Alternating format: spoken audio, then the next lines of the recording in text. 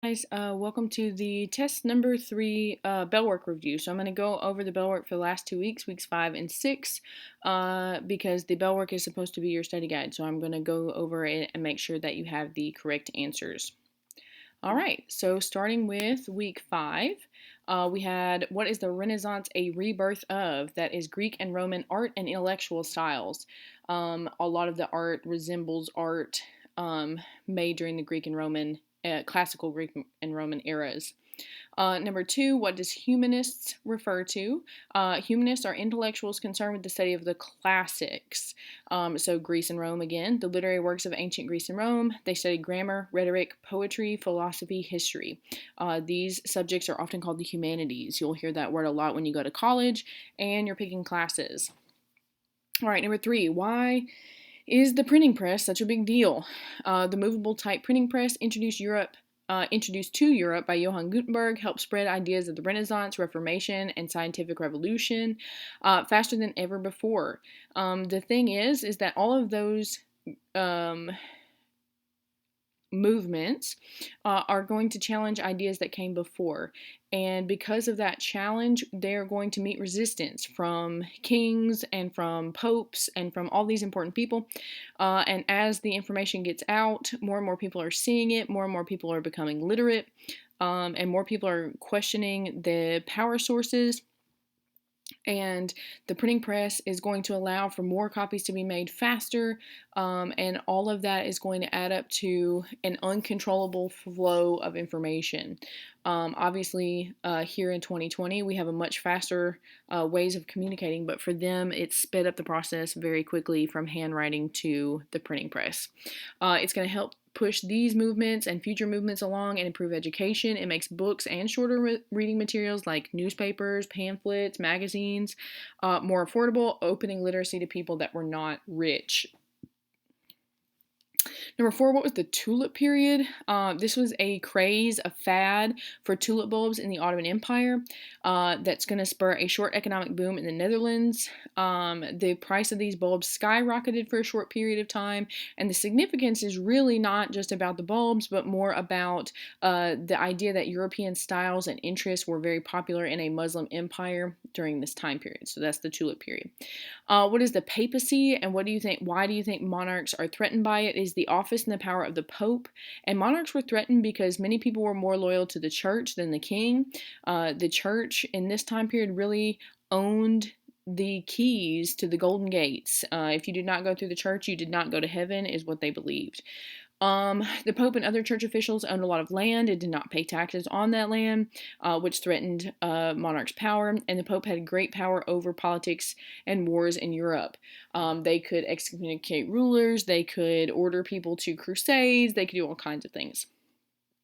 All right, number 6. What are indulgences, and why do you think Martin Luther had a problem with them? Indulgences are technically ways to earn forgiveness for sin. This can happen before or after death. Your family could earn it for you. In the Catholic Church, usually this has to do with prayer and volunteer service and good works, doing extra prayers and rituals to kind of cleanse for your sin.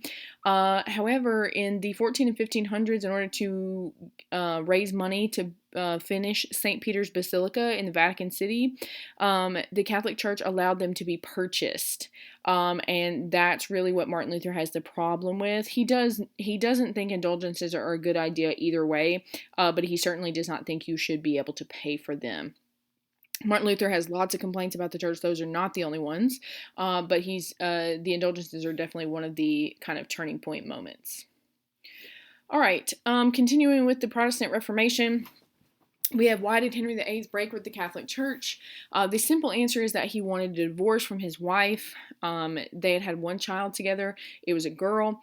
He wanted a boy, and she was a little older, and he did not think she would survive childbirth a second time, so he wanted a divorce so he could marry someone else. The Pope refused to grant him a divorce.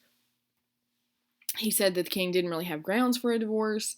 And so the really complicated and more like complex answer is that he really disliked being told no. He did not want to be told no by a foreign force or someone being above him. Number two, the group of well-off people making a living as bankers, merchants, and craftsmen in the 15 and 1600s was known as the bourgeoisie. They are often known as the middle class. This was a new term coming of use in this time period. The bourgeoisie are the people who are becoming very wealthy and important, but do not have noble titles. That's kind of their main problem. Is the people with noble titles still have more rights and more active involvement in the government. The bourgeoisie really wants to be involved. All right, number three, what is the Holy Roman Empire? It's not an empire, for one. It was a confederation of multi-ethnic states from Austria to Prussia, which is eventually going to be part of Germany, Hungary, what's now the Czech Republic, lots of different ethnic groups and different people inside of one empire that were actually running separate kingdoms and city-states and different types of governments inside of the empire. Otto the First was the first Holy Roman Emperor, and this title was chosen by the Pope. And so it's really mostly just German states who are loosely connected to each other and are supposed to be loyal to the Holy Roman Emperor, but many of them are loyal more to their local leadership. The title of Holy Roman Emperor is not hereditary. It was chosen by a pope and a council that worked for the pope.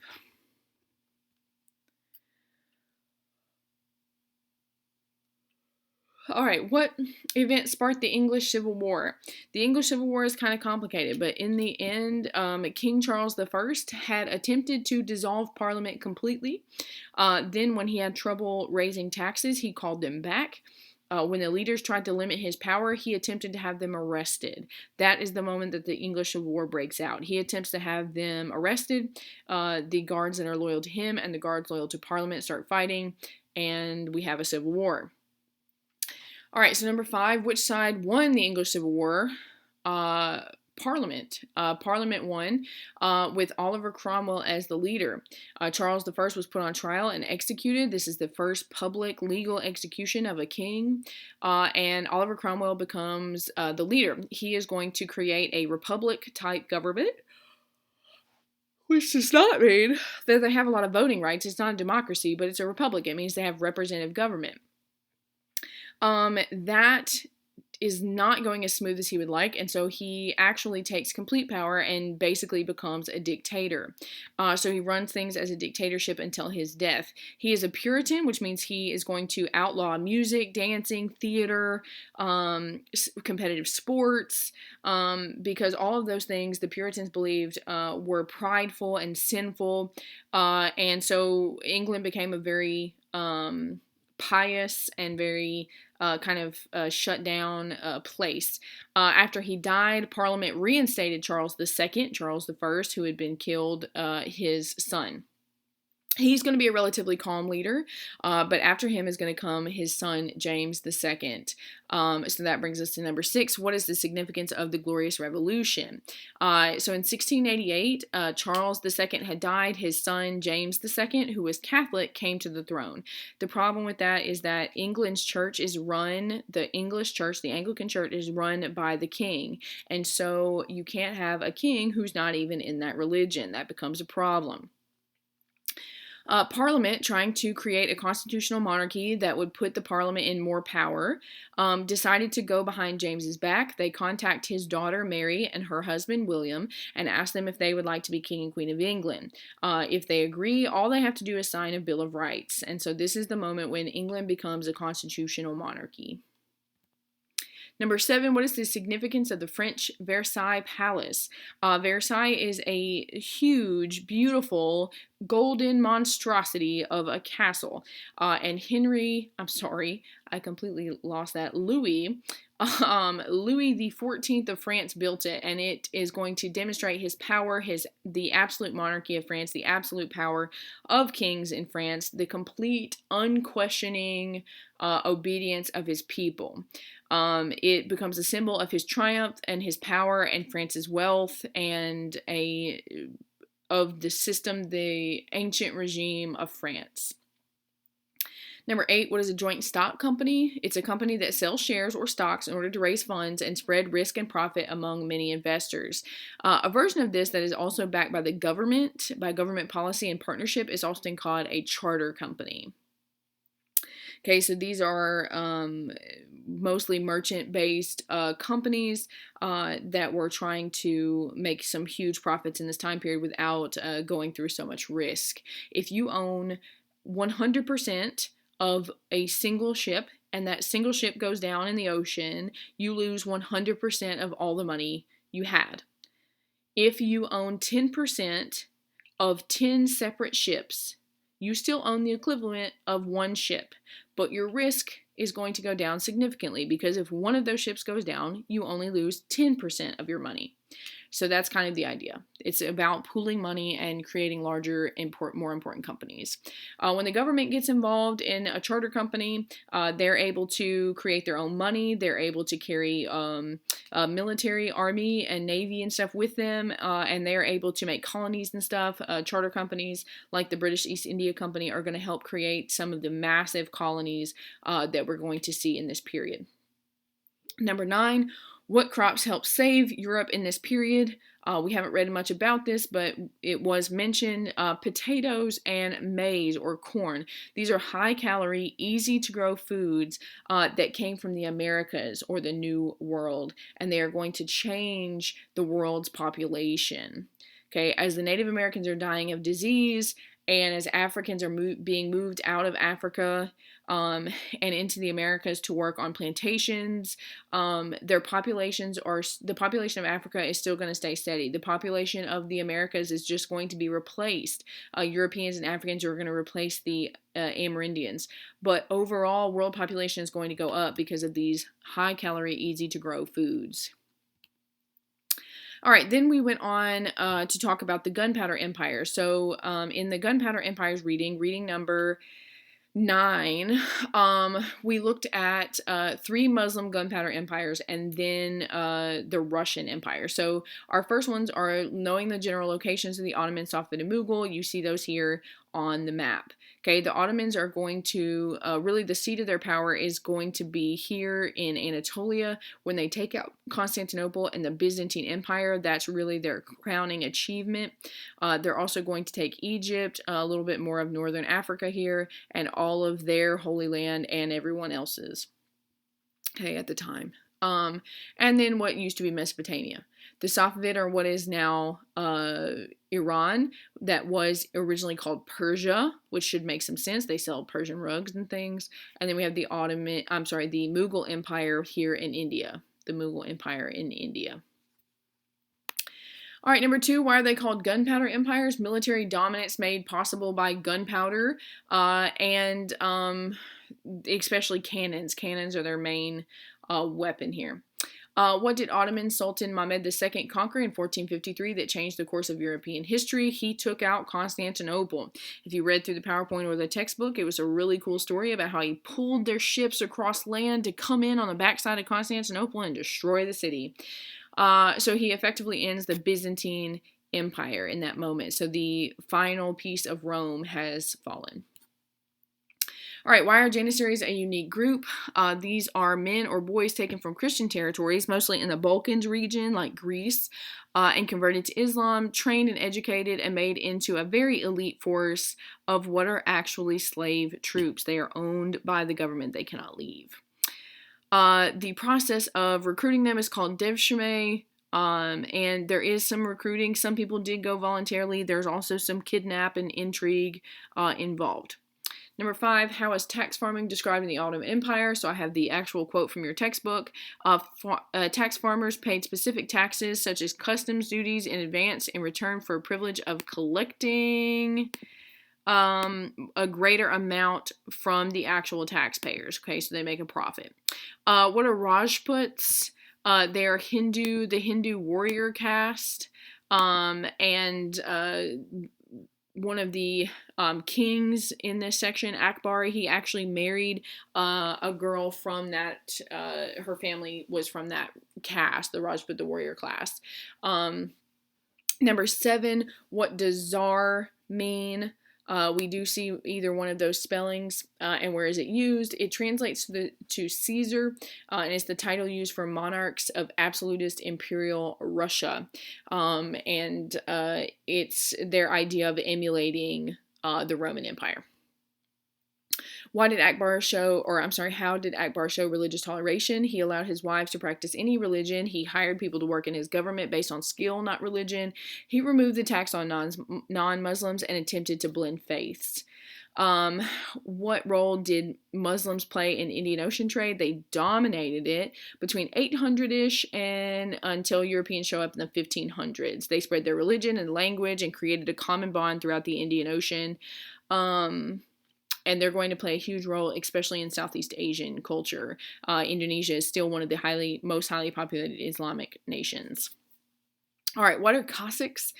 They are Russians living in farming or herding villages out towards the east side of Russia, and they were recruited to conquer Siberia for Russia. How did Peter the Great attempt to change Russia? He began a long and expensive push to westernize, which means to make things more like Western Europe, or to modernize Russia, including making European styles popular, clothing, facial hair. I know that sounds like something silly, but they did. He built a new capital, St. Petersburg, and he started a navigation school. He wanted to catch up to the other Europeans who were out exploring. Who were the founders of each of the four empires in reading 4? So the Ottoman founder is Usman. Their golden age guy is Suleiman the Magnificent. The founder of the Safavid is Ismail. Their golden age guy would be Akbar. The Safavid golden age guy would be Shah Abbas. I'm sorry, I'm confused. The Mughal Empire is founded by Babur, and their golden age guy is Akbar.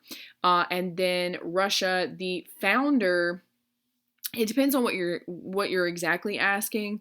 The man who ended Mongol rule is Ivan the Third or Ivan the Great. And the first guy to use the term czar and kind of create the idea of write the law codes and things for Imperial Russia would be Ivan the Fourth or Ivan the Terrible. And they're going to enter into, after those guys rule, Ivan the Terrible kind of goes a little bit crazy, and after his reign, the Romanovs are going to take over, and the Romanovs are going to rule. Mikhail Romanov is going to be first, and then we talked about Peter the Great, who's one of the important Romanovs, and we're going to see lots of Romanovs in Russia until the early 1900s. All right, which European nation was first into the exploration race? That would be Portugal. What general direction or route did they travel? They went south and then east around Africa. Remember that all the explorers' goals was to get to Asia, so they're trying to head east. The second country to join in the exploration race was Spain. What direction did they travel? They headed west to get east, right? Because it's a spherical planet, and they went across the Atlantic Ocean hoping to hit the islands, the Indies Islands. All right, what reasons did the kingdoms of the Iberian Peninsula have for beginning explorations? Portugal is very small and resource poor. They just didn't have a lot to offer intertrade and stuff. Spain and Portugal, neither one, have a very big part in trade in the Mediterranean or any other kind of trade in Europe. They're kind of stuck off out to the western side of Europe, and they're not involved in all of the cultural stuff and all of the trade and all of the cool things. They're kind of stuck off to the side. And they also just became open to trade and travel because of the Reconquista, which is, of course, the act of them removing the Muslims from that land. The Muslims had owned it since the 700s. They had been slowly, since the 1200s, pushing them out, and in 1492 they finished that process, and that's going to motivate them to want to go out and seek Christians and try to convert people in order to combat Muslim aggression. All right, what goods did Africans want to buy for Europeans? So on the way around Africa, the Europeans are going to land in lots of different places, ports all the way around Africa, and they are going to set up trading posts, and they're going to buy things from the Africans, from slaves to ivory to gold to salt to palm oil from palm trees, all kinds of things. But what did the Africans want to buy from the Europeans? So they wanted to buy mostly manufactured products, things that they didn't know how to make, or that they could not make as fast because they didn't have machines and stuff. So textiles like fabric, clocks, things like that, tools, metal instruments, but mostly number one and most life changing is firearms, guns, which then of course they're going to turn on each other. They're traditional enemies of, other African tribes, neighboring kingdoms, empires. And unfortunately, because of that, they're going to be in a weakened state later. But Europe does not colonize Africa in this time period. They couldn't if they tried. Africa has huge kingdoms and lots of people and lots of tools. They could have fought back. But so Europe is not going to be able to take Africa. They do eventually take it, but not until the 1800s, and they're not going to own it for very long before they are going to reach independence again. All right, number 5. What was the small, highly maneuverable, three-masted ship used by the Spanish and Portuguese? It's called the Caraval. Number 6, what is the Treaty of Tordesillas? This is an agreement set up by the Pope that set up a line called the Line of Demarcation, or the Tordesillas Line, and it split the entire world into two pieces, one side for Spain and one side for Portugal.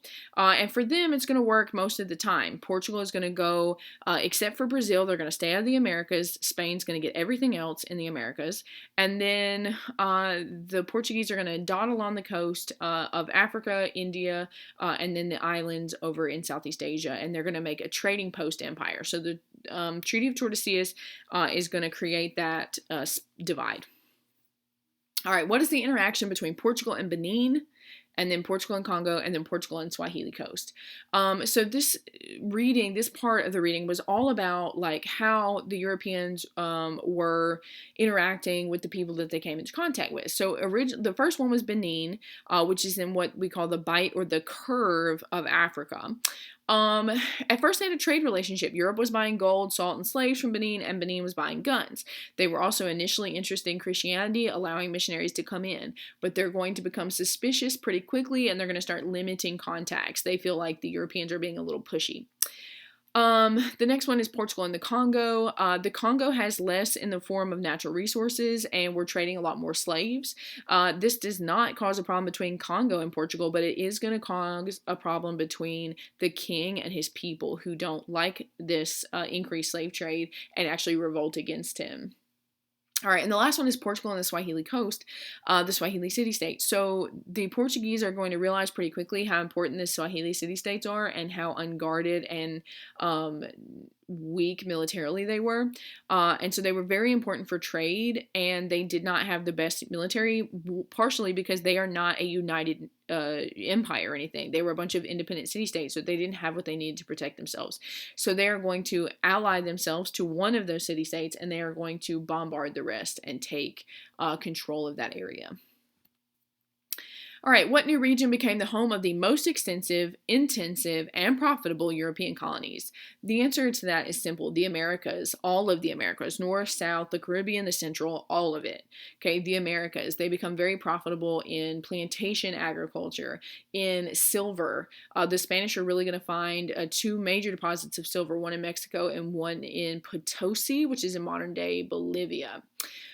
Number 5, which natives did Columbus first come into contact with? That was the Arawak from the Caribbean islands.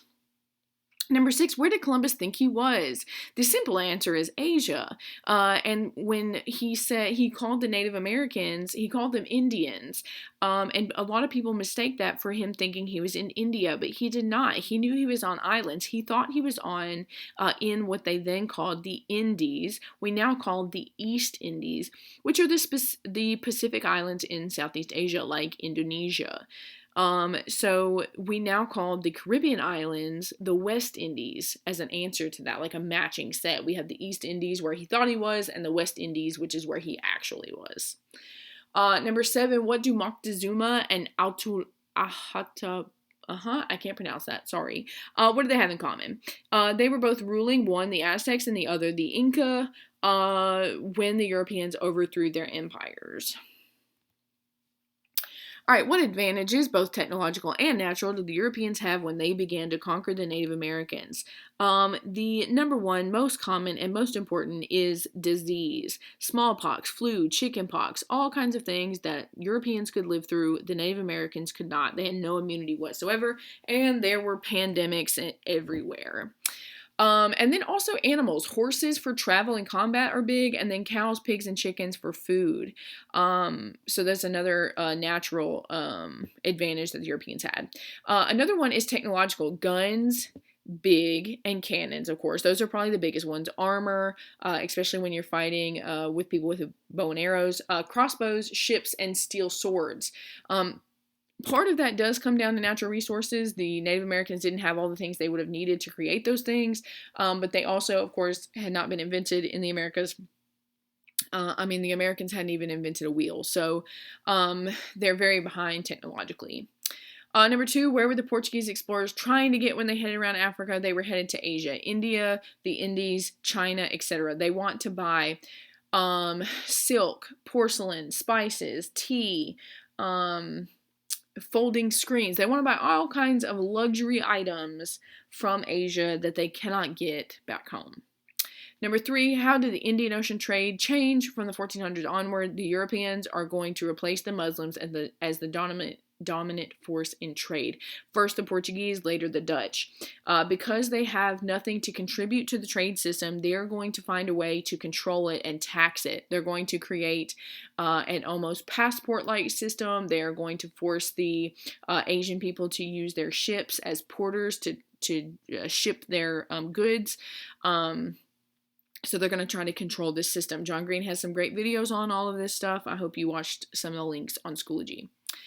Number four, how is the Reconquista related to the changes in the Americas and the Indian Ocean? The Reconquista was a process by which Spanish and Portuguese reclaimed territory back in that was taken by the Muslims back in the 700s. They then expelled all Muslims and Jews from their territories. This led to an overactive crusading motivation to go out and do missionary work and convert more people to Christianity. So that is going to lead them into the Indian Ocean. They also want to make a lot of money, and the Muslims are in their way. The Muslims are in the empires between Europe and China, and to go through there, you would actually have to pay money to go through other people's empires. So you'd be handing money over to your enemies. So this is obviously not something they want to do. So that's why it affects the Indian Ocean trade. And then as the Americas, of course, their motivation to travel that way is going to lead them to the Americas. They also are going to try to convert the natives and stuff in a competition with the Muslims and things like that. So competition with the Muslims and crusading zeal and all of these things were kind of motivated and connected to the Reconquista. And number five, how are the Muslim gunpowder empires related to the European exploration, which I kind of just answered in four as well. They lay between Europe and Asia, blocking trade unless the Europeans were willing to trade directly with the Muslims or to fight them or to pay them to go through their territory. All of those things they wanted to avoid. And so Europe wanted to find a water route to Asia, which is going to motivate all of these things: exploration, colonization, competition, advancement in technology, etc., etc., etc. All right, I hope that helps. I know I talked a little fast and yawned a couple times, but I hope that helps you review, and good luck on your test.